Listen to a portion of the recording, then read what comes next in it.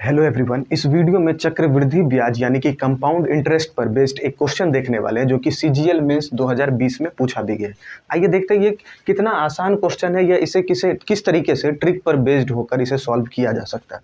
Question है, रुपये 5,500 की राशि पर वार्षिक 15% की दर से 2 वर्ष में प्राप्त चक्रवृद्धि ब्याज ज्ञात कीजिए। ठीक है, मतलब हमें 5,500 रुपये दिए गए हैं और 15% की वार्षिक जो है एक साल में कितने प्रतिशत की दर से, तो 15% की दर से आपको 2 वर्ष में कितनी चक्रवृद्धि ब्याज मिलेगा ये ज्ञात करना है। लेकिन जब ब्याज की गणना हर 8 महीने पर चक्रवृद्धि आधार पर की जाती है। देखिए इस तरह के क्वेश्चन में क्या समझना है हमें, सबसे पहले कि अगर देखा जाए तो 12 मतलब वार्षिक 15% की दर है, यानी कि हर एक 12 महीने में जो है उसे कितने प्रतिशत दर से चक्रवृद्धि ब्याज देना होगा, तो वो होगा आपका 15% की दर से। ठीक है, लेकिन और टोटल कितने वर्ष की बात की जा रही है, तो यानी कि आपको 2 वर्ष की बात की जा रही है, यानी कि 24 महीने में उसे टोटल कितना देना होगा। ठीक है, ये बात तो ठीक है, लेकिन इसमें एक अलग से टर्म लगा दिया गया कि 8 महीने पर 8 महीने का जो आधार है,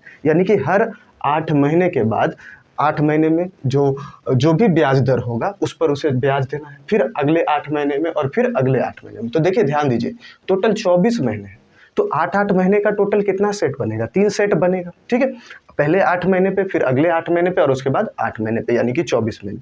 सबसे पहला स्टेप होता है इस तरह के क्वेश्चन को सॉल्व करने में कि आप ये देख लीजिए कि 8 महीने पे जब वो ब्याज देगा तो वो कितने प्रतिशत ब्याज दर पर 8 महीने पर देगा। तो अगर 12 महीने में 15% है तो 1 महीने में कितना हो जाएगा, 1 महीने में हो जाएगा 15/12%। इसी तरीके से अगर 8 महीने की बात करें तो 8 महीने पर वो कितना देगा, तो 15/12 गुना 8, 4 या 12, 4 दूनी 8, 3 5 15, यानी कि 10%। ठीक है, तो सबसे पहले हमने कैलकुलेट किया, हमने ये निकाला कि जो हर 8 महीने पे है वो कितने प्रतिशत ब्याज की दर से कितना ब्याज देगा, तो वो होगा 10% की दर से। इसी तरीके से टोटल कितने महीने का देना है उसे, 24 महीने का, यानी कि 3 बार इस तरीके का 8 महीने पे दिया, फिर अगले 8 महीने पे और फिर अगले 8 महीने पे। ठीक है, तो सबसे पहला काम होता है हमें कि कितने जो 8 महीने हैं उस पर कितना वो चक्रवृद्धि ब्याज देने वाला है। अब अगला स्टेप क्या होता है, देखिए हमें एक चीज़ पता होना चाहिए कि कॉन्सेप्ट पर बेस्ड है, अगर आप जानते हैं तो अच्छी बात है, नहीं जानते तो आप ध्यान दीजिएगा।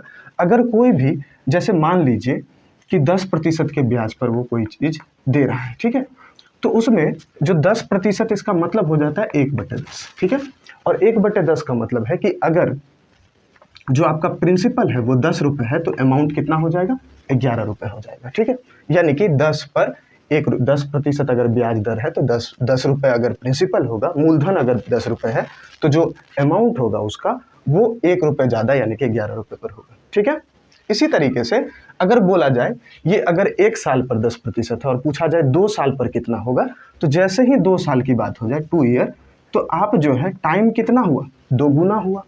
ये था 1 साल की बात हो रही थी, जब समय 2 गुना हो जाए तो प्रिंसिपल का भी स्क्वायर कर देते हैं और 11 का भी स्क्वायर कर देते हैं।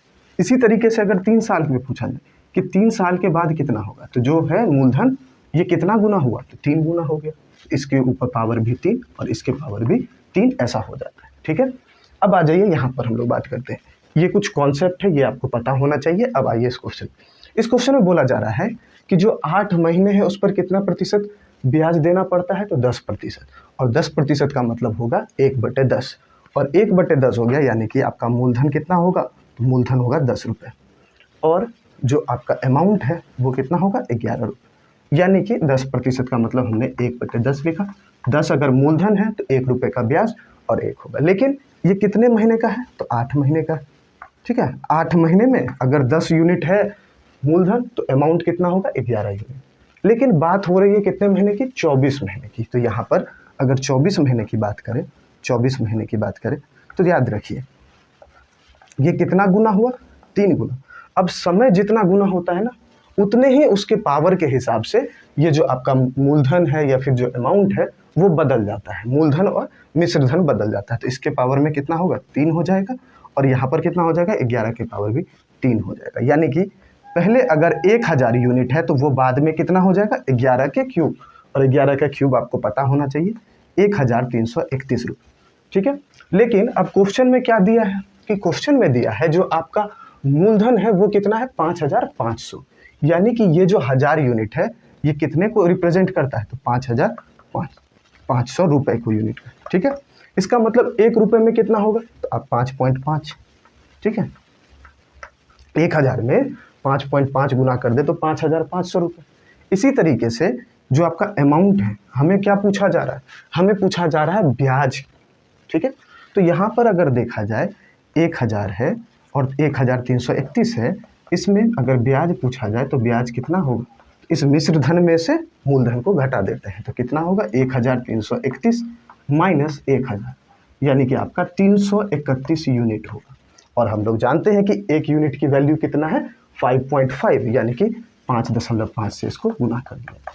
अब 5.5 से गुना करेंगे तो कितना आ जाएगा, इसे गुना कर लेते हैं, 331 गुना 5.5, 5, 15, 16, ठीक है, 1, 6, 5,